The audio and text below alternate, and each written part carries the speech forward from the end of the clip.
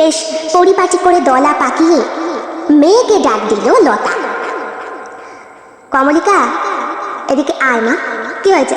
নে, জামাটা উঁচু কর দেখি, প্যান্টটা ইয়ে কর। আমার এগুলো পড়তে ভালো লাগে না। ও আবার কি কথা? এখন তোর মাসিক চলছে, ন্যাকড়া না পড়লে রক্তের দাগ লেগে যাবে তো। তোমরা আমাকে ওই সবগুলো কিনে দিতে পারো না যেগুলো টিভিতে দেখায়? ওর তো অনেক দাম রে মা। আমি ওগুলোই ব্যবহার করব। জানো, স্কুলে আমার মতো কেউ না, সবাই প্যাড ব্যবহার করে। আর ম্যাডামও পড়িয়েছে ন্যাকড়ার থেকে নাকি প্যাডই খুব সেফটি। কি জানি রে মা, সারা জীবন তো ন্যাকড়া ব্যবহার করেই গেলাম। মাসের শেষে এই ন্যাকড়াকেই ভালো করে কেচে ধুয়ে মেলে পরিষ্কার করে আবার প্লাস্টিকে ভরে রাখি। আবার যখন হয় তখন মা এইসব পরো বলেই তো তোমার তো চুলকানি হয়। কে বলেছে তোকে আমার চুলকানি হয়েছে? আমি শুনেছি, তুমি বাবাকে বলছিলে। বাবাও তো বললো ওই হাতুড়ে ডাক্তার নীলাঞ্জনের কাছ থেকে তোমাকে ওষুধ খাওয়াবে।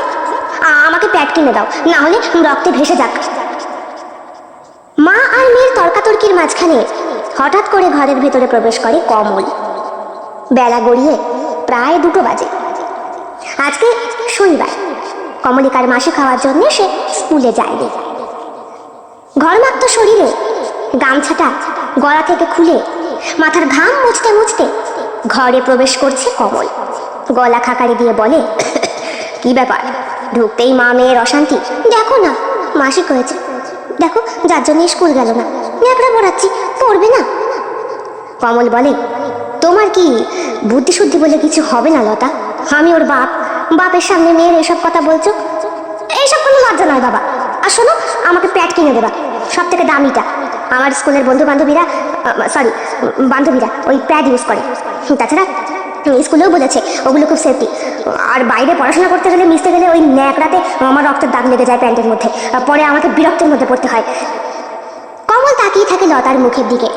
ভাবটা এমন যে একটু মেয়েকে বোঝাও, কত টাকা কি আছে, প্রত্যেক মাসে 2-3টে করে প্যাকেট কিনবো, আবার ফেলেও দিতে হবে। এমন না যে পুনরায় ধুয়ে মুছে ব্যবহার করা যায়। কমল পেশায় একজন সামান্য ভ্যান চালক। শহরে আর গ্রামে টোটোর পরিমাণ এত বেড়েছে যে ভ্যানওয়ালা অথবা রিক্সাওয়ালাদের জীবিকা নির্বাহ করাটাই এখন দায়। কয়েকটা দোকানের জন্য মাল টানে কমল, সেইখানেই মাসান্তে একটা মোটা টাকা পায়, তাও মেরে কেটে 2 থেকে 3 হাজার।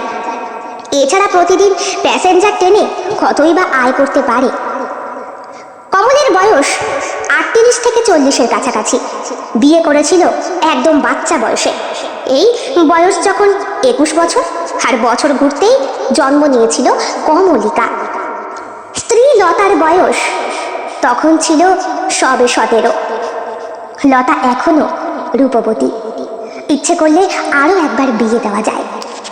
রাস্তা দিয়ে লতা যখন বাজারের ব্যাগটা হাতে নিয়ে ওই পচা ধচা কয়েকশো মাছ, কয়েকটা আধ পচা সবজি কিনে বাড়ি ফেরে, তখন অনেকগুলো লোলুপ দৃষ্টি লতার গোটা শরীরটাকে চেটে নেয়। গরিব ঘরের দিন আনে দিন খায় বউটা, অথচ ওর কটা চোখের চাউনি, মাথা ভরা চুলের একটা বিরাট খোপা, শরীরের প্রতিমার মতো গড়ন, ঔদ্ধত বুক, ভারী নিতম্ব, পাতলা পেট, যাকে বলে অপসরীর উপমা। কি করে যে এত সৌন্দর্য ধরে রেখেছে এই শরীরটা? ছেঁড়া ফাটা শাড়ি, ব্লাউজের বগলতলা ছেঁড়া, কোনো একটা ব্লাউজের বুকের কাছে স্তনবৃন্তটাও স্পষ্ট বোঝা যায়, কিন্তু আঁচল টেনে সেটাকে ঢেকে রাখার চেষ্টা মাত্র। একটা ছোট্ট 1 চালার ঘর, চারিদিকে বেড়া দিয়ে ছাউনি করা, একটা খাট আছে, একটা টিনের বাক্স, একই ঘরের মধ্যে মাটির উনুন আর কেরোসিনের স্টোভ, কয়েকটা বাসনপত্র, আর ছোট্ট টিন দিয়ে ঘেরা একটা শৌচালয়, প্লাস্টিক দিয়ে ঘেরা একটা বাথরুম, আর আছে একটা টিউবওয়েল। এই হলো কমলের সংসার। খুবই গরিব ওরা। আর এই গরিব পরিবারে এমন একটা মেয়ে জন্ম নিয়েছে যার সব কিছুতেই উচ্চাকাঙ্ক্ষা।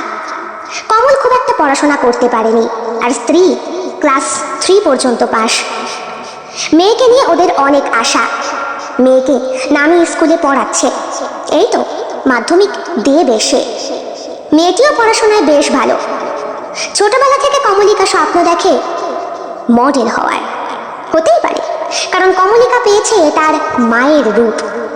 ওই রকমই কটা চোখ, ফর্সা টুকটুকে গড়ন, প্রতিমার মতো দেহ।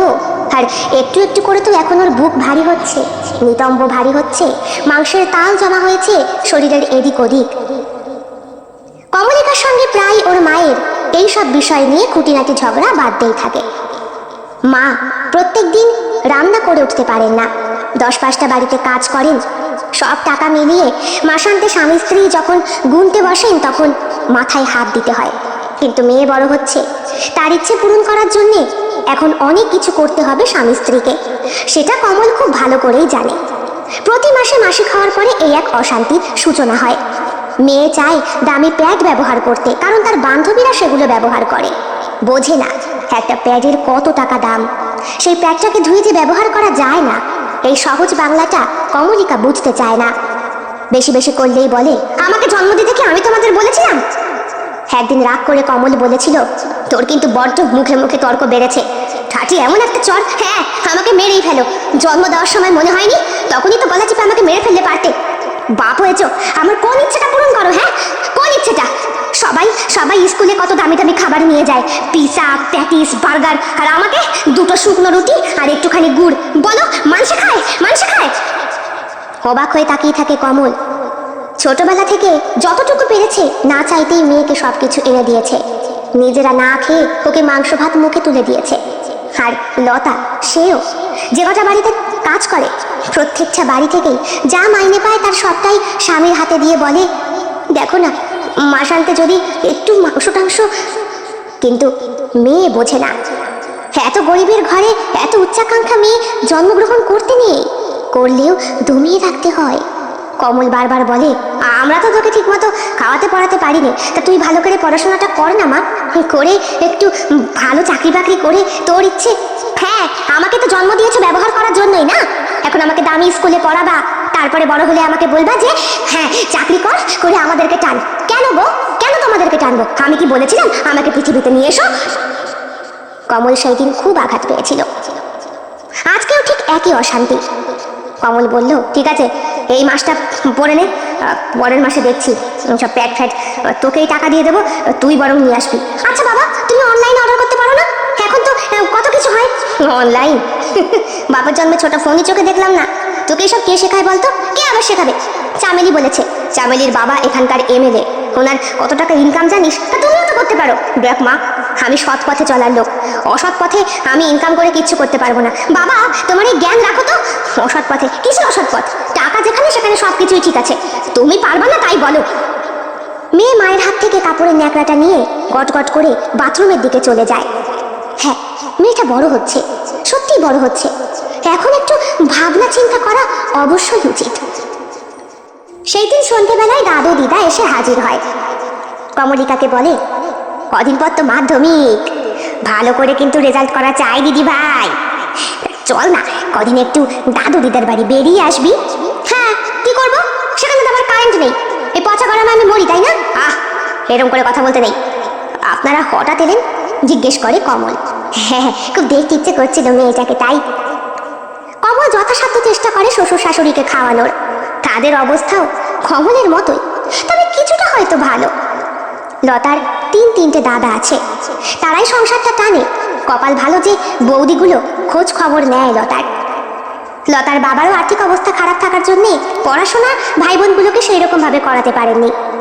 ছোটবেলাতেই রান্নাঘরে ঢুকতে হয়েছিল, কাজ করতে হয়েছিল মায়ের সাথে কোমরে আঁচল বেঁধে।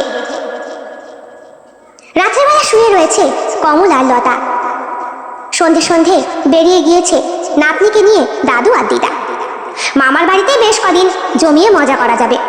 বড় মামি খুব ভালো খাসির মাংস রান্না করে, আর ছোট মামি তো খুব গল্প গুজব করতে ভালোবাসে। এছাড়া মামার বাড়িতে গেলেই বড় মামার মেয়ের, মেজো মামার মেয়ের আর ছোট মামার মেয়ের অনেকগুলো পুরনো জামা কাপড়, প্যান্ট এগুলো নিয়ে আসা যায়। মাসি খাওয়ার পরপর বেশ কয়েকবার ওই প্যাড ব্যবহার করার সৌভাগ্য হয়েছিল।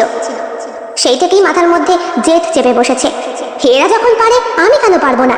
বাচ্চা মেয়েটা বোঝে না ওর বাবা যে সৎ পথে থেকে ওকে সুখী একটা জীবন দিতে চায়। লতা স্বামীর বুকের ওপরে মাথা রেখে চোখের জল ফেলছে। কমল খানিকক্ষণ চুপ করে থেকে লতাকে বুকের মাঝে জড়িয়ে ধরে, বলে, কাঁদছো কেন? কাঁদবো না, মেয়েটা কিরকম কুলাঙ্গার তৈরি হচ্ছে বলো তো, মুখে মুখে তর্ক করে, তোমার কষ্টটাকে বোঝে না। আমার খুব কষ্ট হয়।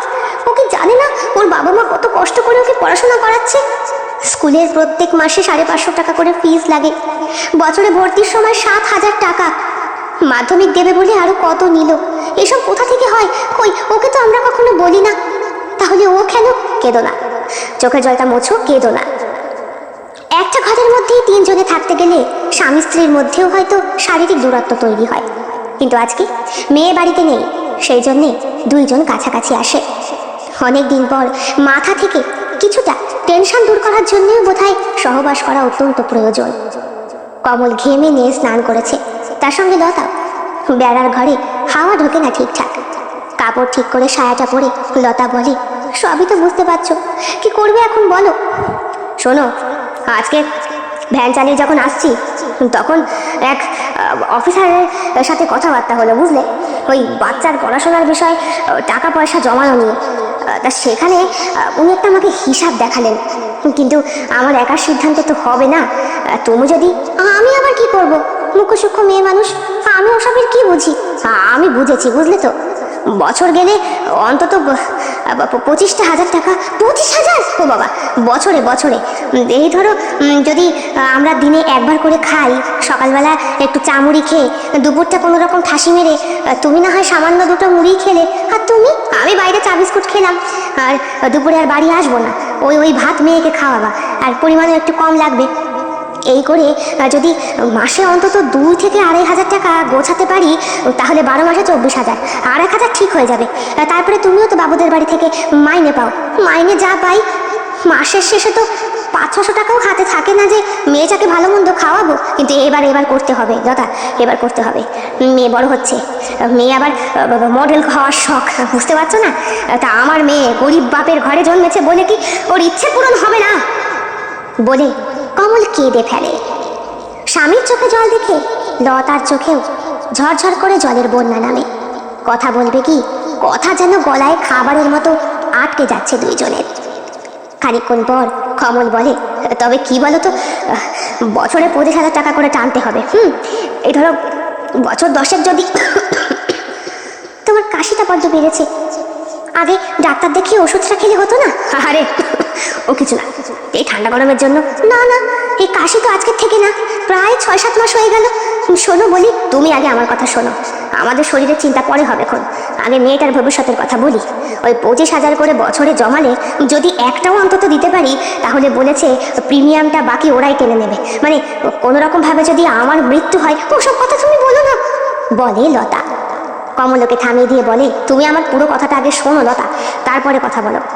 এই ধরো 25 করে যদি প্রত্যেক বছরে বছরে দিই, 10 বছরে বেশ একটা মোটা টাকা হবে, সেটা তো পাবেই।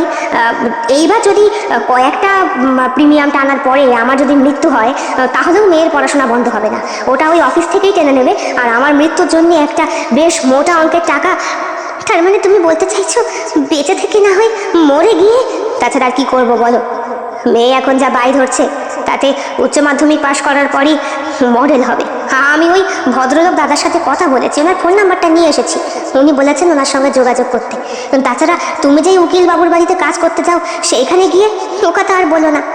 উকিল বাবু তো আমাকে টাকা দেওয়ার জন্য বসে রয়েছে, তারায় নোট দেবে আমায় যদি ওর সঙ্গে আমি। লতা, হ্যাঁ তোমাকে তো বলি, ওনার ওই নজর আমি এড়াতে পারি না, আমার গতরে কাপড় ঢেকে ঘুরে বেড়াতে হয়, তবুও এমন করে তাকায়। কমল চুপ করে থাকে, যেন পাথরের মতো। 2-1 দিন পরে মেয়ে বাড়িতে ফিরে আসে, তার মাসিক বন্ধ হয়েছে, স্কুল যাওয়া শুরু করেছে। মা সেই দিন সকালবেলায় 2টো শুকনো রুটি আর একটু গুড় ওকে টিফিন বক্সে পুরে দিলেন। মেয়ে বলে, লাগবে না, আমাকে 100 টাকা দাও। 100 টাকা? হ্যাঁ, বন্ধু বান্ধবকে পার্টি দেবো। কি দিবি? পার্টি খাওয়াবো, আমাকে প্রায় খাওয়ায়, আবার না খাওয়ালে প্রেস্টিজ থাকে বলো তো? তাছাড়া ওসব স্কুলে সব পার্টি মাঝে মধ্যেই করতে হয়। 100 টাকা দাও, সবটাই লাগবে। ওরা বলেছে আমার কাছে ভেজিটেবল চপ খাবে, তাও তো কম দাম। আমাকে যদি খাওয়ায় তাহলে তো প্রচুর টাকা জিনিস খাওয়ায়। তুই আজকে তাহলে স্কুল থেকে আয়, আমি মাইনেটা পেয়ে। দূর মা, যখনই টাকা চাই তখনই এমন করো, ভালো লাগে না আমার। স্কুলের ব্যাগটাকে ঘাড়ের ওপর তুলে গটগট করে বেরিয়ে যায় কমলিকা। বাবা ভ্যান নিয়ে দাঁড়িয়ে রয়েছে, তার পাশেই হাঁটতে হাঁটতে চলে যায়। বাবা বুঝতে পারে বাড়িতে আবার একচোট অশান্তি হয়েছে। ঘরের কাজকর্ম সেরে লতা পাশের বাড়ি কাজ করার জন্য যায়। পরপর বেশ কয়েকটা বাড়িতে কাজ করার পর মিত্রদের বাড়িতে ওর শেষ কাজ। ওই বাড়িতেই সব থেকে বেশি সময় লাগে। মিত্র বাড়িতে লোক তেমন নেই, মিত্রবাবু একাই থাকে, অথচ কাজ বেশি। ওই লোকটা খুব খাটায় লতাকে, আর বিনিময়ে মাস গেলে মাত্র 700 টাকা দেয়। সব করে লতা, বাসন মাজা, ঘর ঝাড় দেওয়া, ঘর মোছা, কাপড় কাচা, শুকনো কাপড় আবার ছাদের থেকে তুলে নিয়ে আসা। মিত্রবাবু পেশায় উকিল ছিলেন, এখন রিটায়ার্ড করেছেন। একসময় বউ ছেলে মেয়ে সবই ছিল, তবে ওনার চরিত্রের দোষের জন্যে সকলেই ওনাকে ছেড়ে চলে গিয়েছে। ওকালতি জীবনে উনি অনেকবার সাসপেনশন পেয়েছিলেন। হ্যাঁ, এমনই মামলা মোকদ্দমায় একদিন জড়িয়ে ওনার জেল হওয়া থেকে বাঁচিয়েছিল ওনারই এক মক্কেল। এত দেরি করলে কেন? দেরি হয়ে গেল বাবু, সকালবেলায় মেয়ের জন্য খাবার করে দিয়ে আসতে আসতে। বাহ, মেয়ে কোন ক্লাস? এই তো এবার মাধ্যমিক দেবে। বাহ বাবা বাবা বাহ, তো মেয়ে তো বড় হয়ে গেল, মেয়ের বিয়ে থাওয়ার চিন্তা করো? না বাবু, আমি মেয়ের বিয়ে থাওয়া নিয়ে চিন্তা করি না। মেয়ের সন্তান হয়েছে তো কি হয়েছে, পড়াশোনা করুক, বড় হোক, ওকে তো বাড়তে দিতে হবে। বাহ, তোমার চিন্তাধারা দেখে আমি খুব খুশি। তা মেয়েকে তো মিশনারি স্কুলে পড়াচ্ছ, খরচা সাপেক্ষ চালাতে পারো? সে চলে যায়। বাহ বাবা বাহ, তা আমার প্রস্তাবটা একদিন স্বীকার করলেই তো পারো। আমার তো এখন রিটায়ার্ড লাইফ, তার উপরে তোমার বৌদিও আমার কাছে থাকে না। কতগুলো দিন হয়ে গেল, গা হাত পা কি ব্যথা, একটু টিপে দেওয়ার লোক নেই। লতা চুপ করে থাকে, কারণও জানে গা টিপে দেওয়ার নামে ঠিক কি টিপতে চাইছেন উনি। লতা এড়িয়ে যায়, কাজকর্ম করে। হঠাৎ করে ওর মনে পড়ে মেয়ের স্কুলের সেই টাকা চাওয়ার কথা। বাবু, আমার মাইনেটা কদিন আগে দেবেন?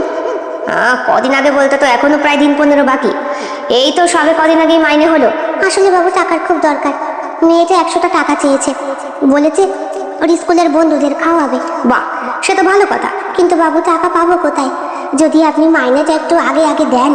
100 টাকা? ঠিক আছে, ড্রয়ারে মানি ব্যাগ আছে, ওখান থেকে নিয়ে নিও। না না বাবু, আপনি দেন। আরে বাবা, তোমারই তো বাড়ি। কথাটা কানে বাজে লতার, বলে হ্যাঁ আপনি আপনি দেন, আমি দাঁড়িয়ে রয়েছি। ড্রয়ার খুলে মানিব্যাগ বার করে 100 টাকার নোট লতার হাতে দেবার সময় ঠিক এমনভাবে মিত্রবাবু ওর দিকে চোখের নজর দেন, ওর সরে যাওয়া বুকের আঁচলটাও যেন কেঁপে উঠবে। ছেঁড়া ব্লাউজের ফাঁক থেকে বাদিকের স্তনটা একটু একটু দেখা যাচ্ছে। লতা ভীষণ অসহ্যকর একটা পরিবেশের মধ্যে দিয়ে যায়, অথচ মেয়ের মুখের দিকে চেয়ে চুপ করে টাকাটা নিয়ে নেয় হাতে। আর সেই মুহূর্তে মিত্রবাবু খপ করে ওর হাতটা ধরে ফেলেন, বলেন 700 টাকা থেকে কিন্তু 100 টাকা বাদ। আচ্ছা ঠিক আছে, সেই না হয় কম দেবে, কিন্তু এরকম হুটহাট টাকা চাইতে গেলে তো আমাকেও কিছু দিতে হয়। আমি পারবো না বাবু, আমি পারবো না। তোমাকে তো রানী করে রাখবো বলেছি। তুমি এত সুন্দরী একটা মেয়ে, অত কম বয়স, তার উপরে এই বয়সে একটা বেকার ছেলেকে বিয়ে করে আমার স্বামী যা ইনকাম করে তাতে আমার হয়ে যায়। লতা, কি করে যে বলো? পালকের মতো নরম তোমার এই দেহটা, তোমাকে আমি রানী করে রাখবো, প্রয়োজনে তোমাকে আমি আমার বিয়ে দেবো। তোমার মেয়েকে ভুলে যাও, একটা অসভ্য বাঁচাল তৈরি হচ্ছে, রাস্তাঘাটে তোমাদেরকে কিভাবে অপমান করে। কিছুদিন আগেরই ঘটনা, কমলিকা মা বাবার সাথে বাজারে গিয়েছিল। সেইখানে মিত্রবাবু একটা চায়ের দোকানে বসে চা খাচ্ছিলেন। মেয়ের পছন্দ করা একজোড়া জুতো কিনে দিতে পারেনি বলে কমলিকা বিশ্রীভাবে ভরা বাজারের মধ্যে বাবাকে এবং মাকে গালাগালি দিয়েছিল, বলেছিল সার্ভেন্ট। সেই কথার মানেটা বুঝে ওঠা হয়নি ওদের। বাড়ি এসে মিত্রবাবুর মুখে লতা প্রথম যখন শব্দের মানেটা শোনে তখন আকাশ থেকে পড়ে, তবুও পেটের সন্তান মনে করে লতা ক্ষমা করে দেয়। এই সময় লতার হাত ধরে টানাটানি করছে মিত্রবাবু, আর লতা নিজের আঁচল বাঁচাতে ব্যস্ত। অনেক কষ্টে নিজেকে সামনে নিয়ে ঘরের কাজ কোনো রকম করেই ঘর থেকে দৌড়ে বাইরে বেরিয়ে আসে। কি তুমি কখন এলে? অনেকক্ষণ। আজকে মিত্রবাবুর কাছ থেকে ফিরতে এত দেরি হলো? হ্যাঁ, 100 টাকা চেয়ে নিয়ে এলাম। মেয়েটা চেয়েছে। কি জন্য বলো তো? ওর বন্ধুদের নাকি খাওয়াবে। দিন দিন মেয়েটার উচ্চ আশা বেড়েই চলেছে। ও কি বোঝে না যে ওর জন্য আমরা কতটা করি? ছাড়ো না, ছেলে মানুষ, বড় হলে ঠিক। না না লতা, বড় হলে ও বুঝবে না। ও এখনই। শোনো, আমার সঙ্গে একটু যেতে পারবে এক জায়গায়? কোথায়? এই ভর দুপুরে কিছু খাওনি? খেলে হবে না, যেটা ভেবেছি গত রাতে ওটাই করতে হবে, নাহলে মেয়েটার ভবিষ্যৎ করতে পারবো না। চলো, একটু ঠান্ডা জল দাও তো।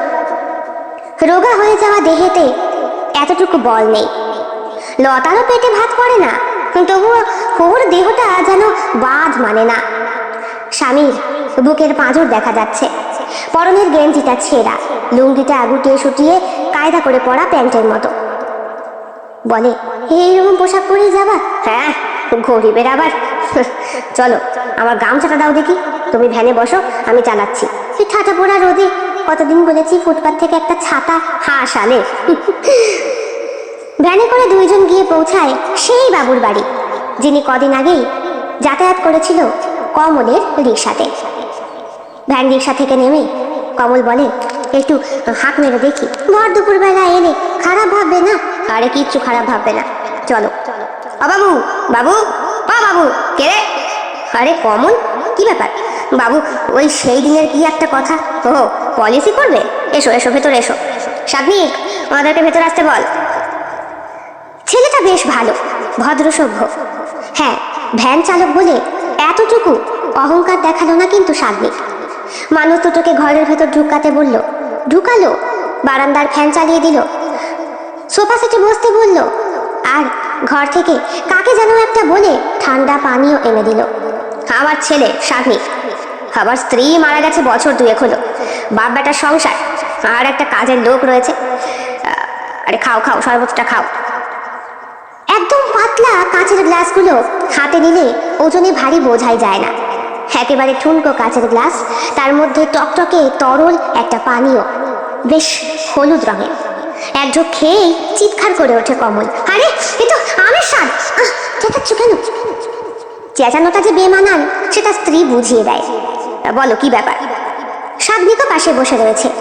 কমল নিজের উৎসাহ সামলাতে না পেরে বলে, আপনার বেটা বেশ ভালো। হ্যাঁ, মিশনারি স্কুলে পড়াশোনা করতো, এই তো কলেজ পাশ করেছে, ইঞ্জিনিয়ার হওয়ার শখ। চোখাচোখি করে কমল আর লতা, ওদের মেয়েও তো মিশনারি স্কুলে পড়ে। কোথায় কোনো সজ্জন ব্যক্তি বাড়িতে এলে এরকম ব্যবহার তো কখনো করে না। উল্টে ভিখারি ভিক্ষা চাইতে এলে তাকেও দূর দূর করে তাড়িয়ে দেয় কমলিকা। এই মেয়ে আর এই ছেলে দুইজনেই তো একই রক্ত মাংসে গড়া মানুষ, অথচ কি এমন ভুল হলো যে কমলিকা অত অহংকারী হলো আর সাগ্নিক একেবারেই মাটির মানুষ? আপনারা বসে কথা বলুন, আমি আসছি। সাগ্নিক একটা বাইক নিয়ে বেরিয়ে গেল। লোকটি দীর্ঘ নিঃশ্বাস ছেড়ে বললেন, ছেলেটিকে এখন সুপাত্রে দান করতে পারলেই বাঁচি, বুঝলে কমল? ছেলে আমার সাচ্চা, চাকরি বাকরি পেয়ে আমাকে শুদ্ধ নিয়ে যাবে বলেছে। আর ওর চাকরি তো এখানে হবে না, হবে বিদেশে। খুব ভালো তো পড়াশোনায়, ছোটবেলা থেকেই আমার ছেলেটা ভীষণ মিশুকে। 5টা টাকা ইনকাম করতে আমার যে কত কষ্ট হয় ছেলে খুব ভালো করে বোঝে। হাঁ করে থাকে কমল আর লতা। এরপরে কমল বলে, আপনি বলছিলেন একটা পলিসি, বছরে 25,000 টাকা নাকি? ও আচ্ছা আচ্ছা, 25,000 টাকা পারবে তো? পারবো পারবো বাবু, মেয়ের জন্য সব পারবো। তোমার মেয়ে কিসে পড়ে? মিশনারি স্কুলে পড়ে, এই মাধ্যমিক। বাহ বাহ বাহ, ভালো তো, তাহলে মেয়ে তো নিশ্চয়ই খুব ভালো, তোমাদের মতোই। কমল আর কিছু বলতে পারে না। মেয়ে যে ওদের মতো নয় এই কথাটা বলতেও বুকে বাঁধছে মা বাবার। সবটা বুঝে আসে ওরা, আর বাড়ি ফিরতে ফিরতে বিকেল গড়িয়ে যায়। ওইদিকে অনেকক্ষণ আগেই বাড়ি পৌঁছে গিয়েছে কমলিকা। বাড়িতে ভাত নেই বলে চিৎকার চেঁচামেচি করছে। ঘরে ঢুকেই লতা দেখতে পায় ভাতের হাঁড়ি দুয়ারে পড়ে রয়েছে। ঘরে জামা কাপড় ছড়িয়ে ছিটিয়ে চিৎকার করছে অসভ্যের মতো, আমার খিদে পেয়েছে জানো না? আমি স্কুল থেকে আসবো। কি এমন কাজ করো তোমরা 2 দিনে সারাদিন ধরে বলো তো? সামান্য একটু রান্না করে রাখতে পারো না? আমার পরীক্ষা চলছে, ভালো লাগছে না, কত পড়তে হবে, টিউশন মাস্টারের কাছে যেতে হবে। আর হ্যাঁ বাবা, 1,500 টাকা পায় মাস্টার, তুমি মাইনে দাওনি 3 মাস হয়ে গেল। এত বড় কথা আজকে শুনতে হলো ভরা স্কুলের মধ্যে। হ্যাঁ, আমার প্রেস্টিজটা থাকলো বাবা, বলো তো কি এমন কাজ করো যে সামান্য একটু পয়সা ইনকাম করতে পারো না? মেয়েকে কিছু বলতে পারে না ওরা। লতা চুপচাপ রান্নাঘরে গিয়ে ভাত দুটো বসিয়ে দেয়। এইটুকু শুধু বলে, শোন, তোর জন্যে আমরা যা করছি। হ্যাঁ হ্যাঁ করে আমার বিয়ে করে দিয়েছ কমলিকা। লতা শুধু এইটুকু বললেন।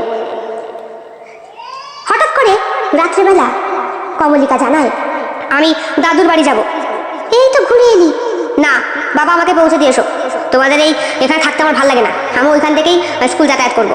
তাছাড়া দিদা আমার জন্য অনেক ভালো ভালো খাবার তৈরি করে। তাই তো, মামার বাড়িতে গিয়ে খুব আদর পাস না? চল তোকে পৌঁছে দিয়ে আসি। বাবা, পরের বার যখন যাব আমাকে দাদুর বাড়িতে গাড়ি করে পাঠাবা। আমার বন্ধু বান্ধবীরা সব গাড়ি করে যাতায়াত করে।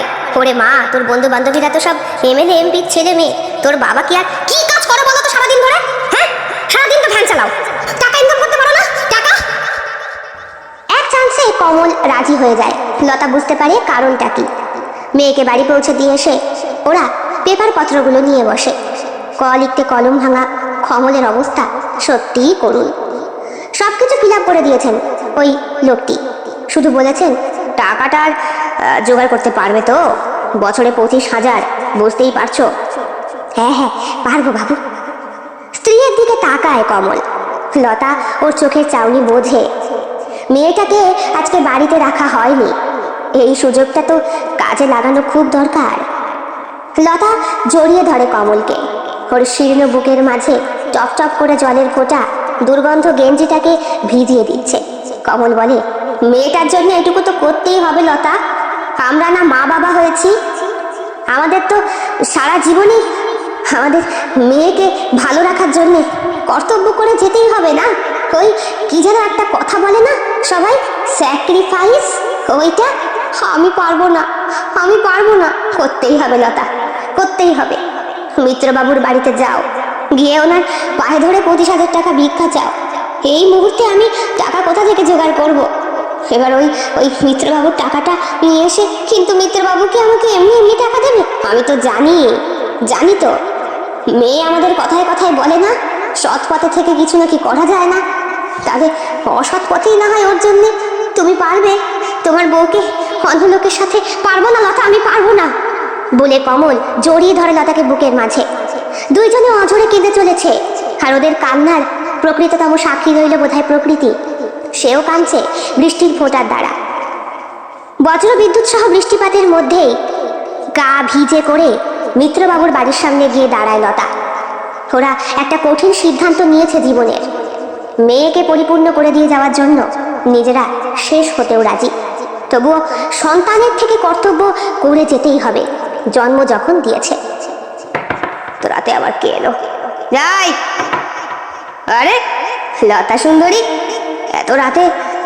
পায়ে লুটিয়ে পড়ে লতা। মিত্রবাবুর গাটা ভিজে যায়। আরে কি করছো, কি করছো? আমার 25,000 টাকার দরকার বাবু, এক্ষুনি, কালকেই জমা দিতে হবে। 25,000 টাকা? এত টাকা এই মুহূর্তে আমি কোথায় পাবো? হ্যাঁ আপনি পারবেন, আপনি পারবেন। আপনি আমায় বলেছিলেন আমাকে রাজরানী করে রাখবেন। হ্যাঁ আমি সব কিছু ছেড়ে ছুড়ে আপনার কাছে এসেছি। আপনি আপনি আমায় টাকাটা দিন। চোখ দুটো জল জল করে ওঠে মিত্রবাবুর। হাত দুটো নিষ্পিস করছে ওনার লতাকে শক্ত করে চিপে দেওয়ার জন্যে। আরে পা ধরতে হবে না, ওঠো ওঠো। আমি তো এমনিই তোমাকে রানী করে রাখবো বলেছি। টাকাটা কখন লাগবে?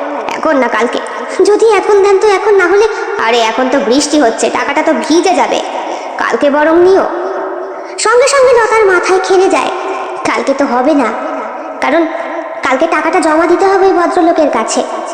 আপনি আপনি এখনই আমায় দিন, প্রয়োজনে তুমি আমায় কি দেবে? এত বছরের ভালোবাসা, এত বছরের বিশ্বাস, স্বামীর প্রতি কর্তব্য, সব কিছু ভুলে গিয়ে লতা জড়িয়ে ধরে শেষ পর্যন্ত মিত্রবাবুকে। বছর 60-এর মিত্রবাবু একটা কচি মেয়েকে ধরে রীতিমতো লাফাচ্ছেন। লতা নিজের ঠোঁটে কোনো পুরুষকে স্থান দিতে দেয়নি স্বামী ছাড়া। আজ দিল মেয়ের জন্য। আজ এইটুকুই, আপনি টাকাটা দিন, আমি পরশু দিন আসবো। পরশু কেন? কালকেই চাই। না না পরশু।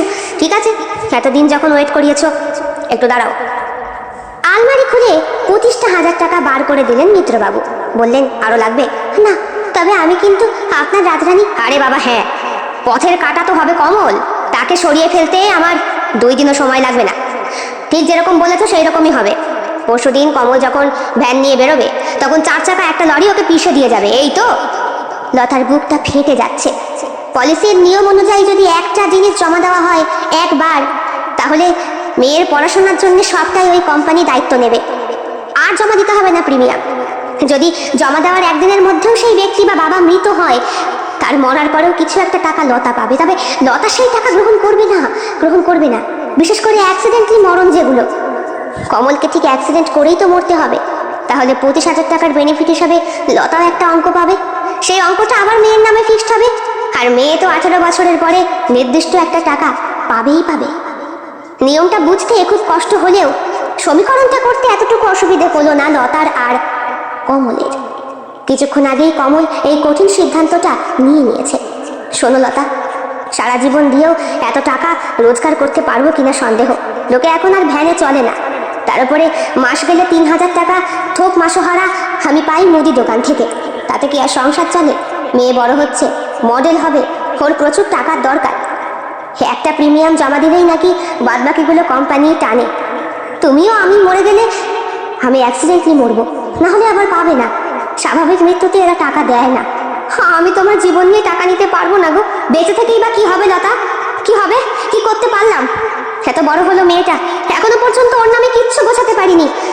তার উপরে তুমি, সারা জীবন তোমাকে আলু শুদ্ধ ভাত খাইয়েই ভালোবেসে তোমাকে বিয়ে করেছিলাম কি এই জন্য? বলে আবার এক চোট কান্না করে কমল আর লতা। হ্যাঁ, মেয়েটা কিছুই জানতে পারলো না। সে দোষ দিয়েই গেল তার বাবা মাকে। অনেক রাতে লতা পথ দিয়ে অতগুলো টাকা নিয়ে বাড়ি ফেরে। পথে অসংখ্য শিয়াল আর কুকুর রয়েছে, তবে এরা মানুষের পোশাকধারী। এমনি জন্তুগুলোও বোধহয় লতাকে চিনে ওর পা শুকে চলে যেত। কিন্তু মদ্য মাতালগুলো লতাকে রীতিমতো তাড়া করেছে। টাকার নেশায় নয়, ওর শরীরের নেশায়। কমল দাঁড়িয়েছিল মিত্রবাবুর বাড়ির থেকে কয়েকটা বাড়ি পরেই ভ্যান নিয়ে। জানে এত রাতে লতাকে একা পেলে কুকুর শিয়ালের মতো ছিঁড়ে খাবে এরা। একেই লতার শরীরের ওপরে অনেকেরই একটা মোহমায়া জড়িয়ে রয়েছে। কি হলো? হাঁপাচ্ছ কেন? তাড়াতাড়ি চলো, ছেলেগুলো পিছু করেছে। তাড়াতাড়ি কমল ওকে ভ্যানে চড়িয়ে নিয়ে নিজের বাড়ির সামনে নিয়ে আসে। টাকা এনেছো? এনেছি। আমার তো ইচ্ছে করছে না গো, চোখের সামনে বিধবা হব। আমি শাঁখা সিঁদুর আর কিছুক্ষণের জন্য পড়ে আছি, তুমি ভাবতে পারছো? বলে লতা জড়িয়ে ধরে কমলকে। কমল বলে, শেষবারের মতো, আজকে শেষবারের মতো তোমায় একটু ভালোবাসবো। পরের দিন খবর যায় সেই ব্যক্তির কাছে, ওরা 25,000 টাকা জোগাড় করে ফেলেছে। শাগনিক বলল, এত সকাল সকাল এলেন? এখনই তো অফিস খোলেনি। বাবা, তোমাকে বিশ্বাস করে দিয়ে গেলাম, আমার যে অনেক কাজ। ঠিক আছে, তাহলে আপনারা একটা চিঠি লিখে যান। লিখতে তো পারি না। আচ্ছা আচ্ছা, আমি লিখে দিচ্ছি। বলুন কি লিখতে হবে? যা বলবো। তুমি লিখতে পারবে? আরে হ্যাঁ, নিশ্চয়ই, বলুন না। কমল এবং লতা বলতে শুরু করে, এই চিঠি আমি লিখছি আমার মেয়ের জন্য, তোমার বাবার জন্য না। উনি বিশ্বস্ত, উনি আমায় কাগজপত্র দিয়েছে, আমার টিপসই নিয়েছে। এই টাকা উনি নেবে, উনি আজকেই জমা দেবে। আচ্ছা বাবা, পলিসিটা শুরু হয়ে গেলে জমা দিয়ে দিলে আমি যদি অ্যাক্সিডেন্টলি মরে যাই? এসব কথা কেন বলছেন কাকা? মরবেন কেন? আপনি ইয়ং মানুষ, কাকিমাও ইয়ং, তাছাড়া কেন আপনাদের অ্যাক্সিডেন্ট হবে? বলা যায়, রাস্তাঘাটে এত গাড়ি যাতায়াত করে, কত লোকে লরির তলায় পিষে মরে যাচ্ছে। আমি তো কোথাকার ছাড়। তুমি লেখো যে মারে মা, মানে আমার মেয়ে কমলিকা, তোর জন্যে সৎ পথে না অসৎ পথেই কিছু রেখে গেলাম রে মা। বড় হয়ে পারলে তোর বাবাটাকে ক্ষমা করে দিস আর তোর মাটাকে ক্ষমা করিস। তোর মুখের দিকে চেয়ে আজ আমাদের এই পথ নিতে হলো। এসব কথা কেন বলছেন? কি করেছে সে? ওসব কিছু না বাবা। শাগনিক বুঝতে পারে ভেতরে নিশ্চয়ই কোনো ব্যাপার রয়েছে। বলে, বাবা আসুক, ততক্ষণ আপনারা এখানে চুপ করে বসুন। বসিয়ে রেখে দেয় শাগনিক ওদেরকে। এ কি, এত সকাল সকাল আপনি হাঁটতে গেছিলেন? হ্যাঁ। কি ব্যাপার বাবা? ওনারা টাকাটা নিয়ে এসেছেন, আজকেই জমা দিতে বলছেন। আর জিজ্ঞেস করছেন একটা পলিসি জমা দিলে অ্যাক্সিডেন্ট হলে? আমি তো বলেছি, আপনার যদি কোনো কারণে অ্যাক্সিডেন্ট হয় আপনার স্ত্রী 7 দিনের মাথায় একটা বেনিফিট পাবে, আর আপনার মেয়ে 18 বছরের পর, এই 18, 19, 20, 21, এই 4 বছর একটা টাকা পাবে। আশা করি ওর এডুকেশনে ও মডেল হতে চায়। তাতে মডেল? বাহ, ভালো তো। হ্যাঁ হ্যাঁ, যা পাবে তাতে নিশ্চয়ই হয়ে যাবে। বাবা, ওনার অ্যাক্সিডেন্টের কথা, দেখ বাবু, ওই অ্যাক্সিডেন্টের কথা সবাই জিজ্ঞেস করে, আর এটা আমি যেহেতু এটা করছি তাই আমার বলে রাখাটা কর্তব্য, তাই না কমলবাবু? হাত জোর করে নমস্কার করে কমলকে এবং লতাকে সঙ্গে নিয়ে উনি অফিসে যান এবং টাকাটা জমা করে দেন। বাহ, 25,000 টাকা মেয়ের নামে করছেন। আগে করলে পারতেন, মেয়ের তো 16 বছর বয়স হয়েই গেল। টাকার অঙ্ক খুব একটা বেশি পাবেন না, ওই সামান্য। আর যদি আপনার অ্যাক্সিডেন্ট হয় তাহলে অ্যাক্সিডেন্ট কথাটা মাথার মধ্যে কমলের দারুণভাবে নাড়াচাড়া করছে। যাও, তুমি বাড়ি যাও, সন্ধে হয়ে গেল। আজকের দিনটা অন্তত না লতা, আজকে একটু বাইরে কাটাবো, একটু পৃথিবীটাকে দেখবো। কালকেই তো আমি মরবো। তাই কমল রাত্রে বাড়ি ফেরে না। লতা রয়েছে মিত্রবাবুর বাড়িতে। স্ত্রীর শরীরটা একটা বৃদ্ধ মানুষ কুড়ে কুড়ে খাবে, ওই যন্ত্রণা কমল সহ্য করতে পারবে না। মনে মনে ভাবে, অ্যাক্সিডেন্টের আগেই তো আমার আত্মার মৃত্যু হয়ে গেছে, আর বেঁচে থেকে কি হবে। সেই দিন রাতে মিত্রবাবুর বাড়ি থেকে ফেরার সময় মিত্রবাবু লতাকে বললেন, কাপড়টা ঠিক মতো গুটিয়ে নাও, আর আমি পাঁচুকে বলে রেখেছি। পাঁচুকে? আমার ট্রাক ড্রাইভার। সকালে কমল যখন বেরোবে ভ্যান নিয়ে, একদম মোড়ের মাথাতেই ওকে পিষে হাত দুটো দিয়ে কানটা চেপে ধরে লতা। মিত্রবাবুর সঙ্গে এক বিছানায় থাকতে গিয়ে ওনার হাতের প্রেসারে একটা শাখা বেড়ে গিয়েছে। মাথার সিঁদুর তো কখনই লেপটে গিয়েছে। স্বেচ্ছায় না অনিচ্ছায় কিভাবে যে মিত্রবাবুকে সে গ্রহণ করলো একমাত্র সেই জানে। পরের দিন ভোরবেলা, এই তো প্রায় 5:30 নাগাদ কমল ভ্যান নিয়ে বেরোয়। আজকে মেয়েটা বাড়িতে আসবে, তাই ওর জন্য একটু ভালো মন্দ বাজার করে সকাল সকাল রান্না করে রাখবে লতা। কারণ বাবার মৃত্যুর পরে মেয়ে তো কিছু খেতে পারবে না। যদিও সে এখনো 18 বছরের হয়নি, তবুও অবশ্য এই মেয়ে ভবিষ্য করবে কিনা কে জানে। আজকে একটু মাংস এনেছি লতা, ওকে একটু ভালো করে। তুমি মানুষ না অন্য কিছু? আমার হাওড়া শিয়ালদা অবস্থা হচ্ছে, কখন কি হয়। মনে হচ্ছে মিত্রবাবু আমাকে ছেড়ে দিয়েছে। ভোরবেলা যখন বেরোয় তখন দেখি রাস্তা পুরো পরিষ্কার, ট্রাক ফ্রাক কিচ্ছু নেই। দুটো রসিয়ে রান্না করো, একটু খেয়ে বেরোই। মিত্রবাবু ছেড়ে দিয়েছে মানে?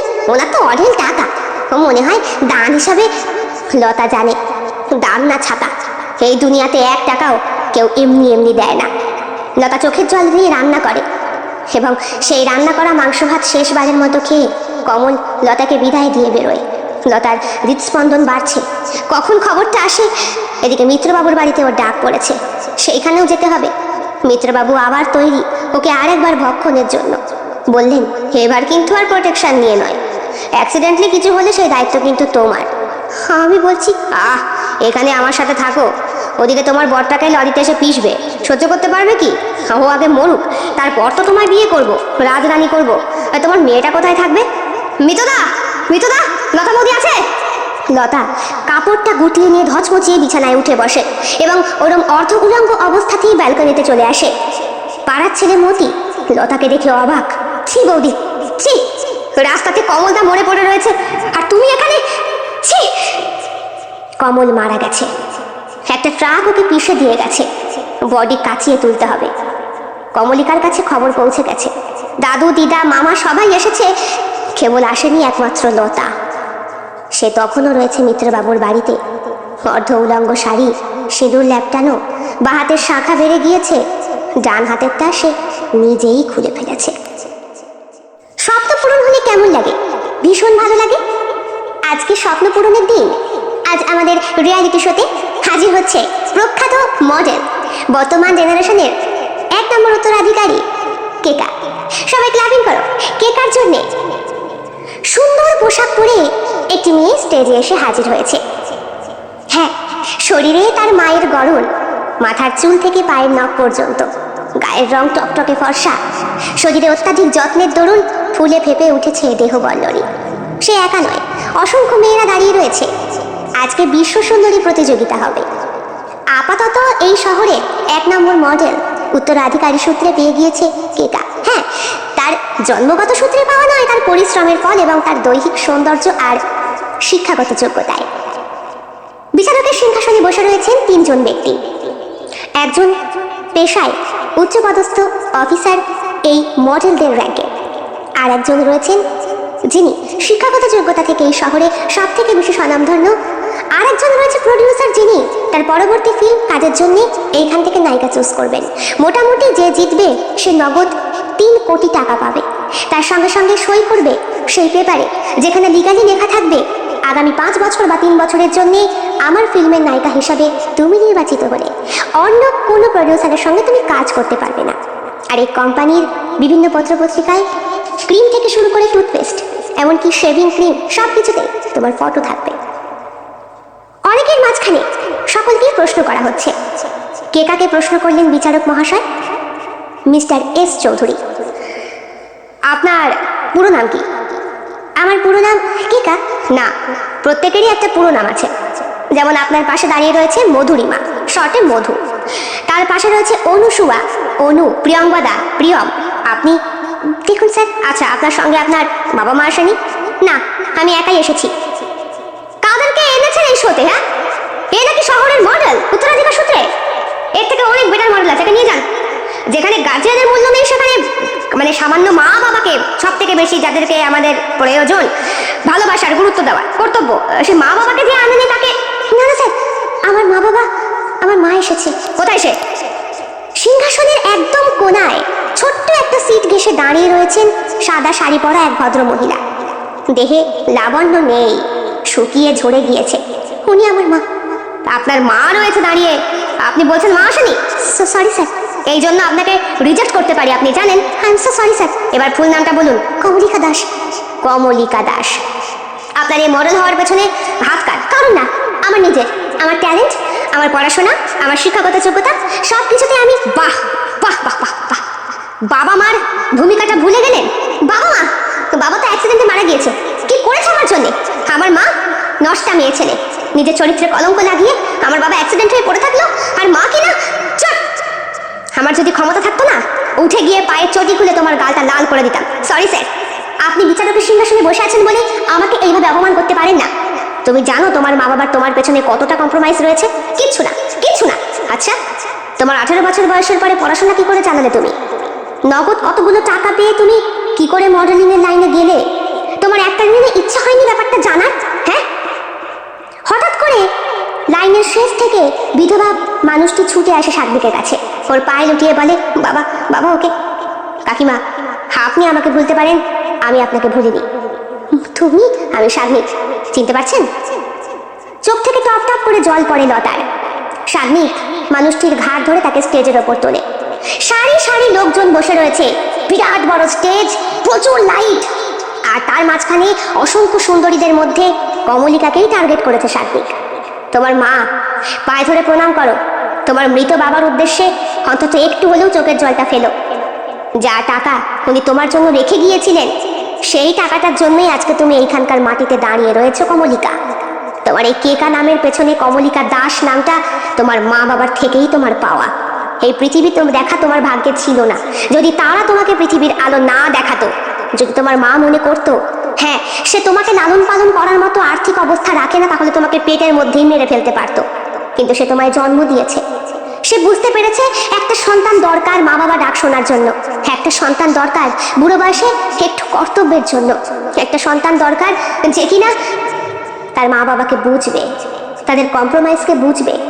সারা জীবন একটা সন্তানের জন্য মা বাবা ঠিক কতটা করে এইটা বুঝবে। কিন্তু তুমি তো তাদের পায়ের নখের যোগ্য নও। কমলিকা মাথা নিচু করে দাঁড়িয়ে রয়েছে। সাগ্নিক বলে চলে, আমি হয়তো পুরো ব্যাপারটা জানতাম না, জানতে পারলাম তোমার বাবার মুখের গোপন জবানবন্দিতে। দেখবে চিঠিটা? আমি যখনই এই বিচারকের সিংহাসনে বসেছি, তোমার নামের লিস্ট দেখে আমার তখনই সন্দেহ হয়েছিল। কেকা দাস টাইটেলটা এমন করে লেখা যেন দাস টাইটেলে তোমার অনেক আপত্তি।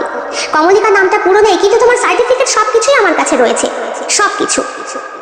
তোমার বাবা 25,000 টাকা নিয়েছিলেন মিত্রবাবুর কাছ থেকে তোমার নামে একটা পলিসি করবেন বলে। প্রিমিয়াম জমা দিয়েছিলেন 1 বছরের। ওনার একটা প্রিমিয়ামের পর যদি অ্যাক্সিডেন্টলি ওনার মৃত্যু হয়, তাহলে কোম্পানি তোমার পড়াশোনার দায়িত্ব নেবে। তোমার মাকে তোমার বাবার মৃত্যু বাবদ কিছু টাকা দেবে, কারণ তোমার মাও হারিয়েছে তার জীবনের সব থেকে অমূল্য সম্পদ, তোমার বাবাকে। তুমি কোনোদিন জানতে চেয়েছো কমলিকা, তোমার 18 বছরের পর ব্যাংকের থেকে টাকাগুলো কোথা থেকে আসছে? নিশ্চয়ই আশা করনি। কমলিকার মনে পড়ে ঠিক 18 বছর বয়সের পরে ওর বাড়ির ঠিকানায় একটা চিঠি এসেছিল, এবং ব্যাংকে গিয়ে ও কতগুলো টাকাও পেয়েছিল। 18, 19, 20, 21 বছর পর্যন্ত টাকাগুলো পায়। তারপরে ভাগ্যদেবী এমন ভর করে যে ওর রূপ, সৌন্দর্য আর শিক্ষাগত যোগ্যতায় ও আজকে এই লাইনে এসেছে। তার মানে বাবার হাত, তোমার বাবার লেখা সেই চিঠি যেখানে স্পষ্ট লেখা সৎ পথে না হোক অসৎ পথে। অসৎ পথে গেছে কার জন্য কমলিকা? নিজের স্বার্থসিদ্ধির জন্যে নাকি তোমার জন্যে?